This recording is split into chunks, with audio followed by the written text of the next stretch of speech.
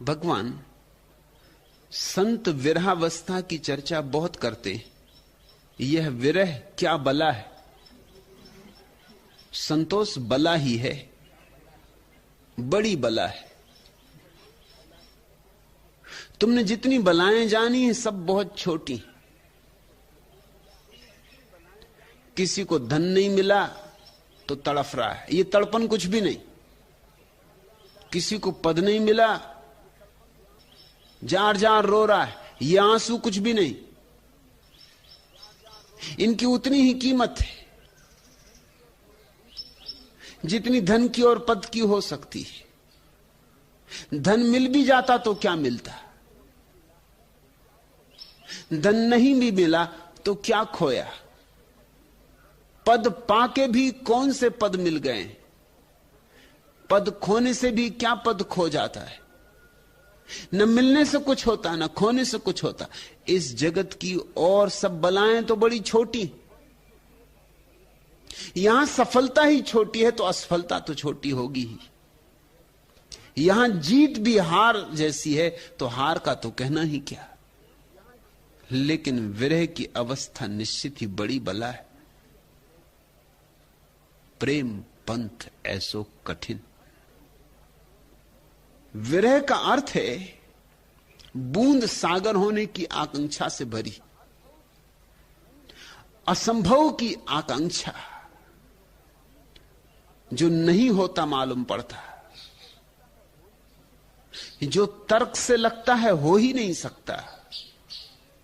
सब विचार जिसके विपरीत है, सारा जीवन अनुभव जिसको सहयोग नहीं दे रहा है, ऐसे असीम असंभव अरूप को पाने की आकांक्षा विरह।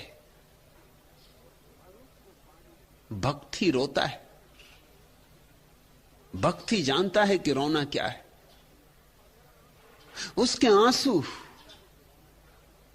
साधारण आंसू नहीं है। उसके आंसुओं की परीक्षा तुम जाके किसी वैज्ञानिक से मत करवा लेना, क्योंकि वैज्ञानिक उसके आंसुओं में भी वही पाएगा जो तुम्हारे आंसुओं में पाता है। यही तो विज्ञान की सीमा है।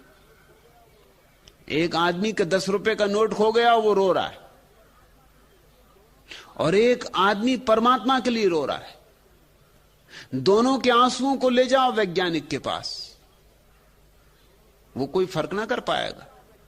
वो दोनों की आंखों के आंसुओं का विश्लेषण करके बता देगा कि दोनों में इतना नमक है बराबर बराबर, और इतना पानी है, और इतना यह है, इतना यह है। लेकिन वो ये ना बता सकेगा कि कौन आदमी 10 रुपए के लिए रो रहा है और कौन आदमी परमात्मा के लिए रो रहा है। ये नहीं बता सकेगा। दोनों के आंसुओं में कोई भेद ना होगा। ये विज्ञान की सीमा है कि वो क्षुद्र को ही पकड़ पाता है, विराट चूक जाता है।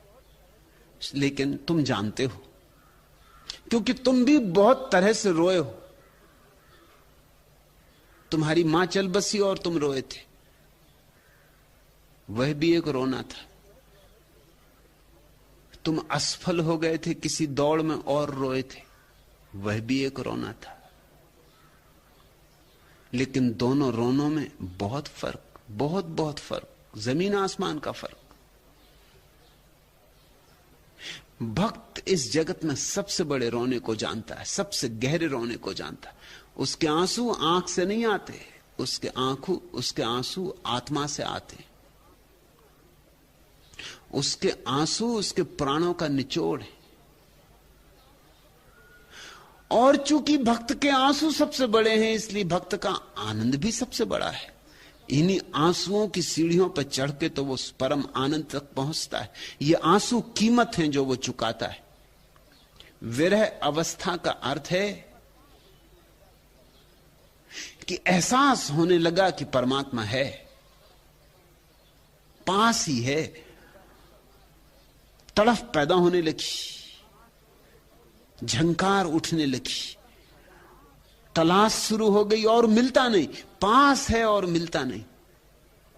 तुमने कभी ख्याल किया, किसी आदमी को रास्ते पे देखा, याद आ गया, चेहरा याद आ गया, सब याद आ गया, पहचाना है, जानते रहे, नाम जबान पर रखा है, तुम कहते हो नाम जबान पर रखा है,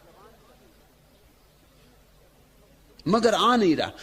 तब तुमने तकलीफ देखी कैसी बेचैनी होती, कैसी उमड़ घुमड़ होती, कैसे भीतर ही भीतर तुम परेशान होते हो। जबान पर रखा है और आ नहीं रहा। जानते हो कि जानता हूं और फिर भी पकड़ में नहीं आ रहा। ऐसी ही दशा हो जाती भक्त की, इतने पास और इतने दूर, ये रहा और छूट छूट जाता है। जैसे कोई पारे पे मुट्ठी बांधे और पारा छितर छितर जाए, और जितनी मुट्ठी बांधे उतना छितर छितर जाए। ऐसी भक्त की दशा है। रोए ना तो क्या करे, खूब रोता है, मगर उसका रोना रासायनिक रूपांतरण करता है।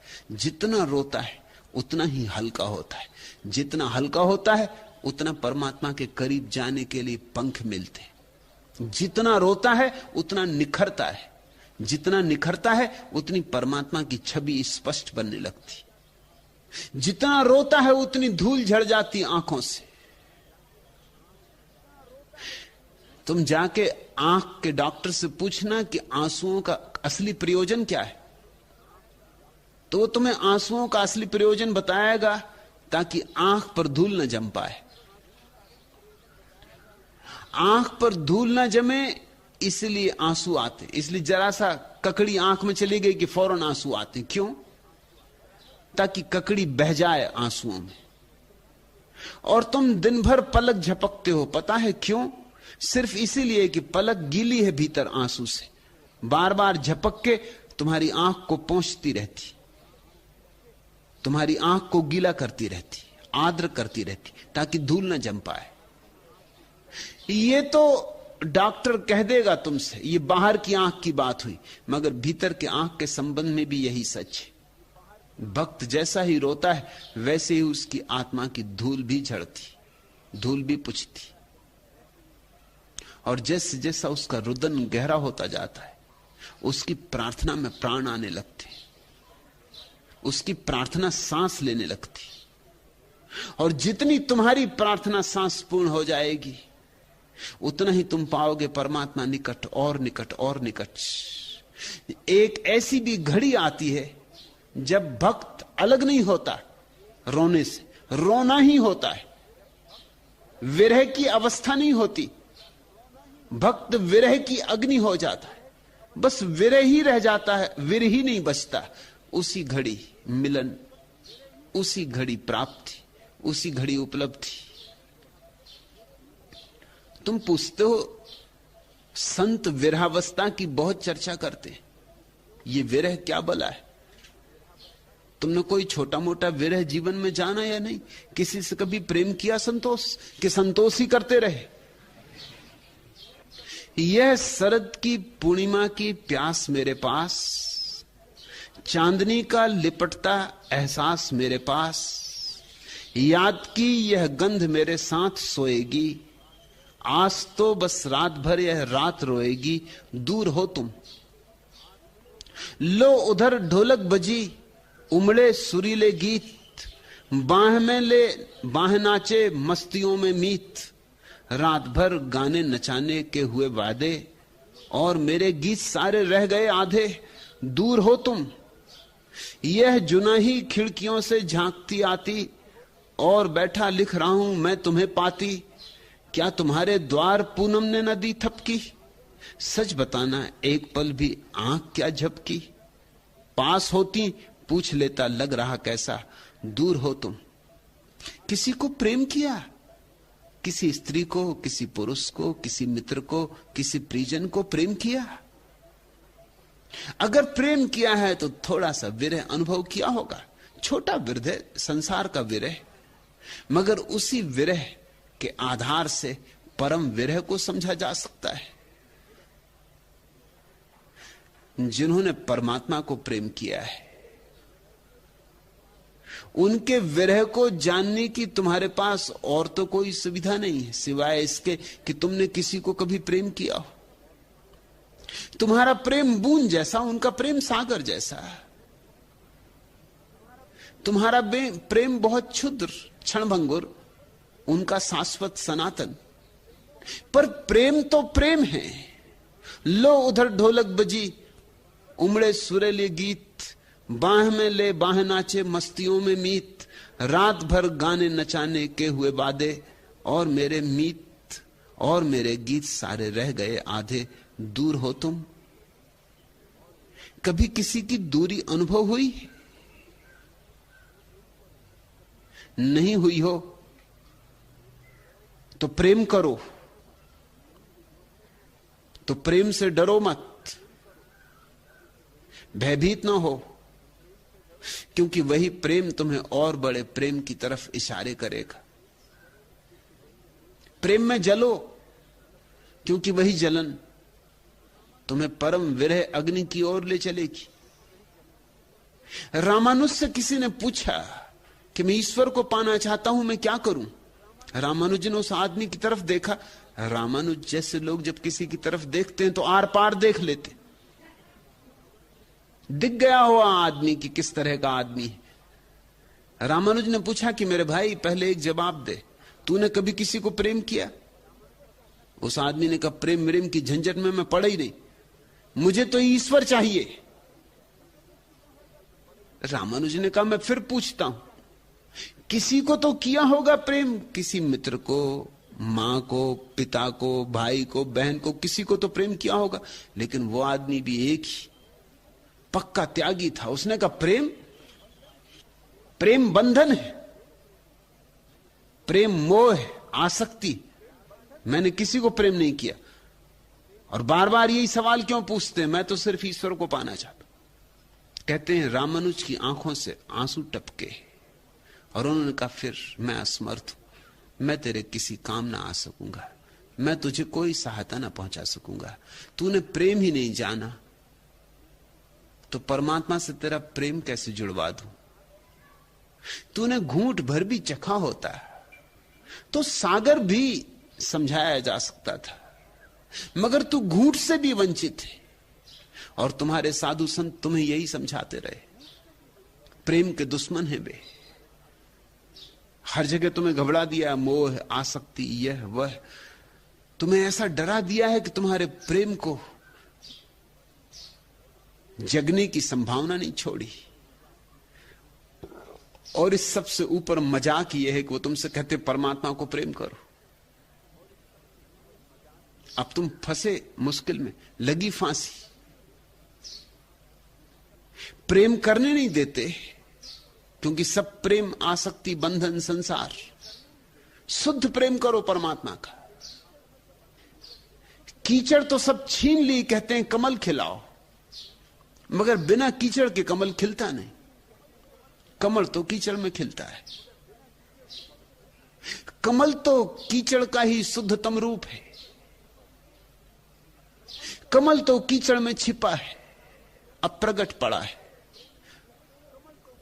जिसे सांसारिक प्रेम तुम कहते हो, उसमें ही तुम्हारी भक्ति छिपी, भक्ति का कमल छिपा।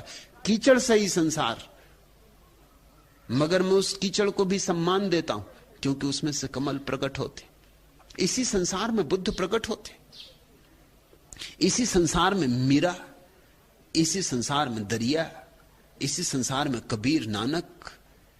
इतने कमल इस संसार में पैदा होते, और फिर भी तुम संसार को गाली दिए जाते हो। कुछ तो संकोच करो, कुछ तो बेशर्मी अनुभव करो।